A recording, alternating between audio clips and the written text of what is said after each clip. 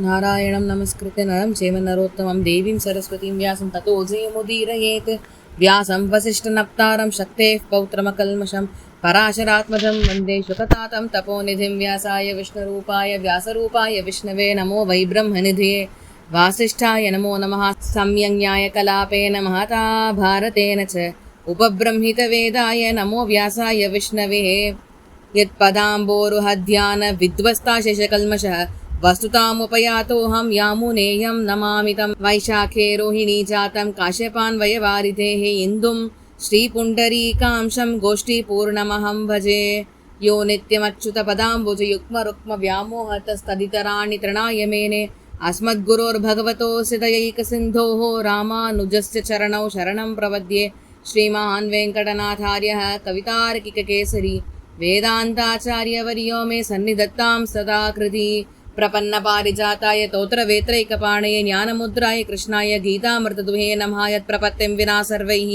यस्य माया दुरत्यया धनञ्जयरथस्थं तत् प्रपद्ये शरणं महः यति परिभृडो यद्गीतानाम् अदर्शयदञ्जसा निगमपरिषन्नेतीयांसं निरामयमाशयं जननपदवीयातायातश्रमापहरां धियं जनयतु समेदेव श्रीमान् धनञ्जयसारथिः. ஸ்ரீ குருபியோ நமஹ நமசதசே. நம்ம நேற்றைய தினம் பகவத்கீதையினுடைய முதல் அத்தியாயம் என்று சொல்லக்கூடிய அர்ஜுன விஷாத யோகம் அல்லது ஸ்ரவணாதிகாரி என்று சொல்லக்கூடிய அந்த அத்தியாயத்திலே முதல் ஸ்லோகமாக திகழக்கூடிய திருதராஷ்டிரன் கூறிய வார்த்தைகளை அனுபவித்து கொண்டிருக்கிறோம். அதில் திருதராஷ்டிர உவாச்ச பார்த்தோம். அதை பற்றி சொல்லும் பொழுது தான் இந்த திருதராஷ்டிர உவாச்ச, அதாவது இவ்விடத்திலிருந்து துவங்கி பீஷ்மஸ்தவத்திலே 25ஆம் அத்தியாயம் ஆரம்பமாறுது அப்படின்றதையும் பார்த்தோம். கூடவே வியாசர் இந்த பாரத யுத்தம் துவங்கறதுக்கு முன்னமே இந்த பாரத யுத்தமானது நிறுத்தப்பட்டால் அனைவருக்கும் நலம் அப்படின்னு ஒரு வார்த்தையை திருதராஷ்டிர இடத்துல சொல்கிறார். திருதராஷ்டிரர் தேவள் சொல்கிறதெல்லாம் எனக்கு புரியறது, என்ன தான் எல்லா உபதேசங்களையும் கேட்டாலும் மனசில் இருக்கிற அந்த எண்ணம் மட்டும் மாற மாட்டேன்றது. என்ன எண்ணம் இருந்து திருதராஷ்டிரருக்கு? இந்த ராஜ்யம் முழுக்க தன் பிள்ளைகளை போய் சேரணும், துரியோதனாதிகளை போய் சேரணும் அப்படின்ற எண்ணம். அது மட்டும் மாறவே மாட்டேறது. சுவாமி என்ன பண்ண முடியும்? சரியா, நான் முன்வினைக்கு வசப்பட்டேன் அப்படின்னு சொல்லிட்டார். சரி, உடனே வியாசர் சொன்னார், போற பார்க்கறதுக்கு உனக்கு கண்கள் அனுகிரகம் பண்ணட்டுமா அப்படின்னா திருதராஷ்டிரர் சொல்லிட்டார், வேண்டாம், எனக்கு போற பார்க்கணும்ன்ற ஆசை இல்லை, கேட்டால் போகிறோம் அப்படின்னு உடனே வியாசர் சொன்னார். சரி, அப்போ அந்த பட்சத்தில் சஞ்சயன் உனக்கு எல்லாத்தையும் சொல்லுவான் அப்படின்னு சொல்லிட்டு புறப்பட்டு போயிட்டார் வியாசர். அதுக்கப்புறம் சஞ்சயன் என்ன சொன்னார் அப்படின்றத தான் பார்க்கணும். சஞ்சயர் அதுக்கப்புறமா பூமியினுடைய விஸ்தாரம் என்ன, அதாவது இந்த ஜம்பூ தீபம் அதுனா என்ன, இந்த ஜம்பூ தீபங்களில் என்னென்ன இருக்குது, என்னென்ன ராஜ்யங்கள் என்னென்ன இருக்குது, என்னென்ன மலைகள் இருக்குது, இது போன்ற விஷயங்கள் எல்லாத்தையும் விஸ்தாரமாக ப்ரீஃபாக திருதராஷ்டிரருக்கு சொல்கிறார். முதல்ல சஞ்சயன் சொல்லிட்டு தற்சமயம் போரனுடைய நிலை என்ன அப்படின்றத சொல்கிறார். இது எல்லாத்தையும் சொல்லிட்டு நேர போர் பார்க்க கிளம்பி போயிட்டார் சஞ்சயன். எங்கே? யுத்த பூமிக்கு கிளம்பி போயிட்டார் சஞ்சயன். அங்கே அவர் போன பின்னாடி 10 நாள் அந்த யுத்தத்தை அப்சர்வ் பண்ணுறார்.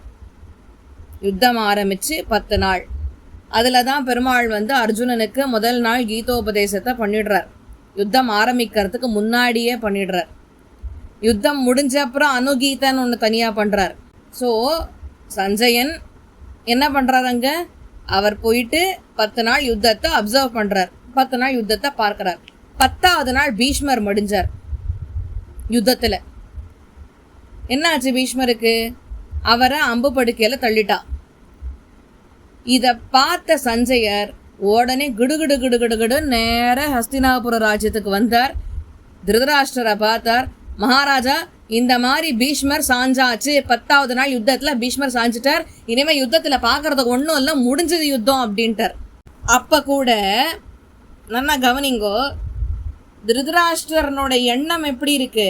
ஏற்கனவே அவர் சொன்னார், நீர் எத்தனை வேணா உபதேசம் தாரும், என்னுடைய புத்தியில இருக்கிற எண்ணம் மாறலை, முன்வினைக்கு வசப்பட்டேன்னு சொல்லிட்டார். ஆச்சா, இதெல்லாம் சொன்ன பின்னாடிதான் புறப்பட்டு யுத்த பூமிக்கு போயிருக்கார். 10 நாள் இருந்திருக்கார். 10வது நாள் பீஷ்மர் அம்பு படுக்கையில சாஞ்சாச்சுன்னு சொல்லியாச்சு. இப்பயும் திருதராஷ்டிரன் மனசுல என்ன ஓடிட்டு இருக்குன்னு நினைச்சிட்டு இருக்கீங்க? இப்பயும் திருதராஷ்டிரன் யோசிக்கிறாருன்னா, சரி அந்த 10 நாள் ஆரம்பத்துலேருந்து என்ன நடந்ததுன்னு அதை சொல்லு எனக்கு முதல்ல. என்னத்துக்கு இப்ப திருதராஷ்டிரர் ஏன் சுவாமி, எவ்வளோ முக்கியமான விஷயம். பீஷ்மர் பெரிய ஞானி, மகனீயர், குருவம்சத்தை காத்து ரட்சிக்கிறதுக்காக பிரம்மச்சரிய விரதத்தை மேற்கொண்டவர். அந்த குருவம்சத்தை காப்பாத்துறதுக்காக பிதாமகர் எவ்வளோ பாடுபட்டிருக்கார். அப்போ பிதாமகர் சாஞ்சாச்சுன்னு சொன்ன உடனே இவ நியாயமா திருதராஷ்டிரன் என்ன யோசிச்சிருக்கணும்? ஆச்சிச்சோ நாராயணா, இவர் சாஞ்சிட்டாரா, என்ன பண்றது அடுத்தது சொல்லுங்க, யுத்தம் என்ன நடக்கிறது, இப்படித்தானே கேட்டிருக்கணும். அதை விட்டு திருதராஷ்டிரன் கேட்ட கேள்வி, சரி இதெல்லாம் போட்டோம், ஆரம்பத்துலேருந்து கடைசி வரைக்கும் இந்த 10 நாள் என்ன நடந்ததுன்னு சொல்லும் முதல்ல. அதாவது என்ன, திருதராஷ்டிரருக்கு தெரிய வேண்டிய விஷயம், என்னுடைய 100 புதல்வர்களுக்கு ஜெயிக்கிறதுக்கு ஏதாவது மார்க்கம் இருக்கா சுவாமி, அதுதான் அவருக்கு இப்போ தெரிஞ்சுக்கணும். அது தெரிஞ்சுக்கிறதுக்கோசரம் தான் முதல் நாள்லேருந்து 10வது நாள் வரைக்கும் நடந்துன்னு முழுமையாக சொல்லு அப்படின்னு விட்டார். ஏற்கனவே 23வது அத்தியாயத்திலேயே யதோ தர்மஸ்ததா கிருஷ்ணோ யதா கிருஷ்ணஸ்ததோ ஜெய அப்படின்னு ஏற்கனவே சொல்லியாச்சு. நம்ம படிக்கிறது 25வது அத்தியாயம் பீஷ்மஸ்தவத்தில். 23வது அத்தியாயத்தில் மகாபாரதத்தில் ஏற்கனவே சொல்லியாச்சு, தர்மம் இருக்கிற இடத்துல தான் கண்ணன் இருப்பார், கண்ணன் இருக்கிற பக்கம் நிச்சயம் வெற்றியை சந்திக்கும் அப்படின்னு முன்னாடியே சொல்லியாச்சு. முக்கியரான பீஷ்மரே விழுந்து விட்டாரே என்று கேட்டும் திருதராஷ்டிரனுக்கு தன்னுடைய மகன்கள் வெற்றி பெற வழியை பார்க்கறதுக்கு தான் விருப்பம் இருந்ததே தவிர, he was not interested in listening to the current status of the war. இந்த கீதையை கேட்கறச்சே நம்மளாம் அர்ஜுனனா இருந்தால் தான் லாய்க்கப்படும், இல்லைன்னா ஒன்றும் புரியாது. இப்போ இந்த மகாபாரதத்தை அனுபவிக்கும் போது நம்ம பாரதத்தில் இருந்த ஒரு கற்பனையில் நம்ம இருந்தால் தான் பாரதம் புரியும், இல்லைன்னா புரியாது, கஷ்டம். இப்போ நீங்கள் ஹஸ்தினாபுரத்தில் இருக்கிறதா நினச்சிக்கோங்க. ஹஸ்தினாபுரம் அவ்வளோ பெரிய ராஜ்யம்.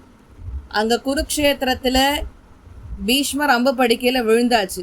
அந்த நியூஸை தானே இப்போ கொண்டு வந்து சஞ்சயர் சொன்னார். திருதராஷ்டிரன் சொன்னால் ஆரம்பத்துலேன்னு சொல்லுன்னா, ஆரம்பத்துலேன்னு சொல்லுன்னா இப்போ என்னவா இருக்கணும், யுத்தம் ஆரம்பித்து இன்றைக்கி 10வது நாள் ராத்திரி.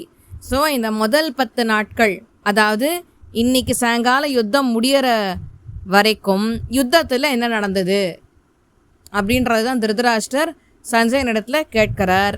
திருதராஷ்டிரனுக்கு இந்த 10 நாள் இவர் இப்போ சஞ்சயரை சொல்லியிருக்காரா? என்னத்துக்காக சொல்ல சொன்னார்ன்ற காரணம் தான் நம்ம முன்னாடியே பார்த்தோம்.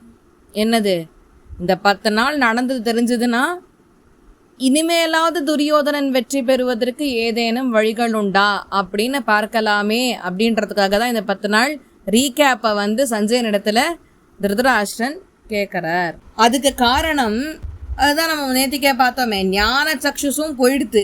பாண்டவர்களுக்காக கண்ணன் தூது போனார் இல்லையா ஹஸ்தினாபுரத்துக்கு. அதில் தூது போகும்போது ஒரு வாட்டி என்ன ஆறுது, திருதராஷ்டிரருக்கு மனக்கண்ணை கொடுத்து நான் யார் என்று பார் அப்படின்னு சொல்லிட்டு கண்ணன் என்ன பண்ணார், தன்னுடைய விஸ்வரூப சேவையை திருதராஷ்டிரனுக்கு காமிச்சு கொடுத்தார். அவனுக்கு இப்படியாவது நல்ல புத்தி வரட்டுமேனு பெருமாள் அனுகிரகம் பண்ணுறார். மனக்கண்ணை கொடுத்து பாரு, நான் யாருன்னு தெரிஞ்சுக்கோ, இப்போ பாரு விஸ்வரூப சேவையை பாருன்றார். அவனும் பார்த்தான், தரிசிச்சான். அவர் விஸ்வரூப சேவை மறைச்சின்ற உடனே இவனுக்கு எல்லா கண்ணும் அடியோட போயிடுத்து. இப்போ என்ன ஆறுது, பெருமாள் சர்வேஸ்வரன் அப்படின்றத தெரிஞ்சிருந்தோம். பூமியினுடைய பாரத்தை குறைக்கிறதுக்காகவும் பக்தர்கள் அனுகிரகிக்கிறதுக்காகவும் தான் பெருமாள் அவதரிச்சிருக்கார் அப்படின்றத தெரிஞ்சிருந்தோம். பெருமாளை மனக்கண்ணால் விஸ்வரூப சேவையில் தரிசித்த பின்னரும் திருதராஷ்டிரன் இப்படி ஒரு கேள்வியை கேட்கலாமா அப்படின்னு நமக்குள்ள கேள்வி எழுந்ததுன்னா, காரணம் அந்த விஸ்வரூப சேவையை தரிசித்த பின்னாடி அவனுக்கு இருந்த மனக்கண் அடியோட மறைஞ்சு போயிடுத்து, ஞானம் மறைஞ்சுடுத்து இல்லை. அதனால தான் மறுபடியும் முதல்ல இருந்து ஃப்ரம் த ஸ்க்ராட்ச் கேட்குறான். திருதராஷ்டிரன் என்ன கேட்டான்? துரியோதனாதிகள் ஜெயிப்பாளா, துரியோதனாதிகளுக்கு ராஜபரிபாதனம் பண்ணுறதுக்கான சூழல் ஏற்படுமா? ஏன் கேட்குறான் திரும்பி திரும்பி? ஏன்னா அந்த ஞான கண் மறைஞ்சுடுத்தோம் அவன்கிட்ட இருந்திருந்தா அவன் இப்படி ஒரு கேள்வி கேட்டிருப்பானா? மாட்டான் இல்லையா? அவனுக்கு தெரிஞ்சிருக்கும். கரெக்டா? இதுதான் காரணம். இதையெல்லாம் தெரிஞ்சின்ற சஞ்சயன் முன்னாடியே கண்ணன் இருக்கிற பக்கத்துக்கு தான் வெற்றி அப்படின்னு ஏற்கனவே டிக்ளேர் பண்ணிட்டார். ஸோ இது போதாது அப்படின்னு கீதோபதேச வரலாற்றின் முடிவில் திரும்பியும் என்ன சொல்றார்? கண்ணனும் அர்ஜுனனும் ஒரே மனம் பெற்ற அந்த நிலைக்கு அப்புறமா 2 பேருக்கும் ஒரே மனம் நிலை ஏற்பட்ட பிறகு அந்த இடத்துல வெற்றியும் நீதியும் நிற்கும் அப்படின்னு மறுபடியும் அவர் சேர்த்து அவனுக்கு சொல்லுவார். அடுத்தது தர்மக்ஷேத்ரே குருக்ஷேத்ரேன்னு வார்த்தை இருக்கு. அதை நாளை தினம் அனுபவிப்போம். சர்வம் ஸ்ரீ கிருஷ்ணார்ப்பணமஸ்து.